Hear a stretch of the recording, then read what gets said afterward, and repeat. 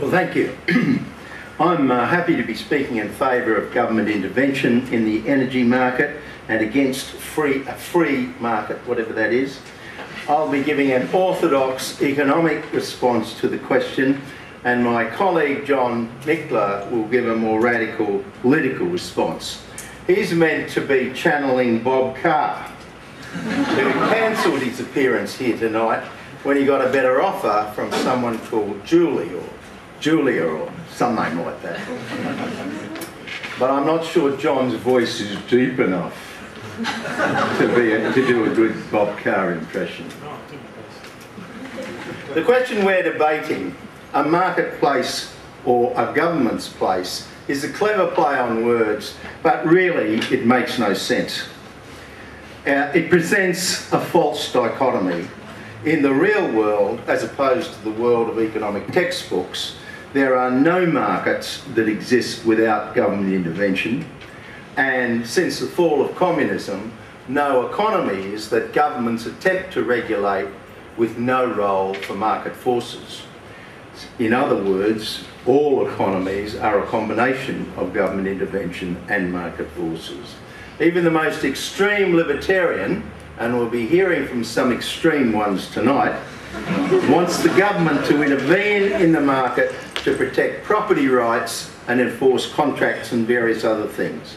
Markets as we understand them are in fact, or as we experience them, are in fact the creation of governments. So the choice we face is not between the extremes of no government or no market, but what degree of intervention we judge to be appropriate. That is, we're searching for and arguing over the right combination of intervention and market forces. I prefer to make these judgments fairly pragmatically rather than based on ideology, and so make them case by case or market by market. Only a fool denies the powerfulness of market forces or their general efficiency in allocating resources.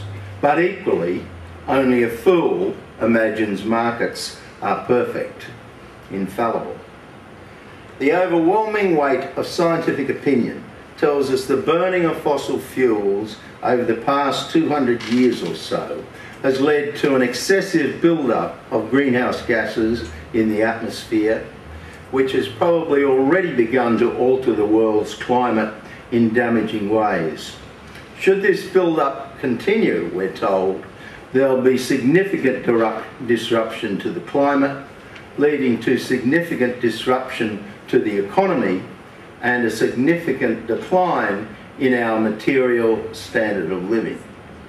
If the scientists are right, and we do have a problem, it would be idle to expect that market forces would, without assistance, act to correct that problem. That is, this is a clear case of market failure. The actions of private producers and consumers of fossil fuels impose costs on the community, but those costs are not reflected in the market prices at which fossil fuels are exchanged. If we could find a way to get those costs incorporated into market prices, if we could, in the economist jargon, internalise the externality, then we could expect the operation of market forces to help discourage the use of fossil fuels, encourage people to turn to alternative forms of energy, and create a monetary incentive for people to search for technological solutions to the problem. If all this sounds terribly like standard economics, it is. The argument I've just given you is accepted by the great majority of economists, contrary to anything you might hear later in the evening. I need to remind you that the emissions trading scheme and its close cousin, the carbon tax, are economic instruments that were invented by economic rationalists as the best way of dealing with the threat of climate change with minimum loss to our material standard of living.